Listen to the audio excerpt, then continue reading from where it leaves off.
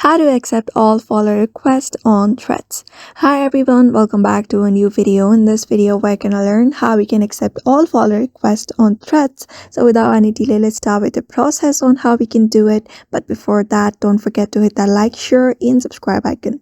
So if you're looking out on how you can accept all the follow requests on Threads, first of all, launch your Threads application onto your device and log in into your account.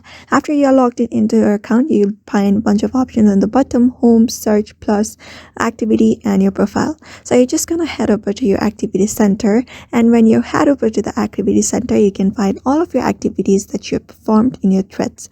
So in order to go on with accepting the request, you can just head over to the request section. You can find that request option all very easily, and in order to approve all of the requests at all, you can see this approve all option. Just tap on it, and when you tap on it, it may take a minute to see your changes. After that, all of your requests will be approved. So therefore, you may also follow the same process in order to accept all of the requests all at once in your request tab in your Threads application. So therefore, I hope this video was helpful to you, and thank you for watching this video.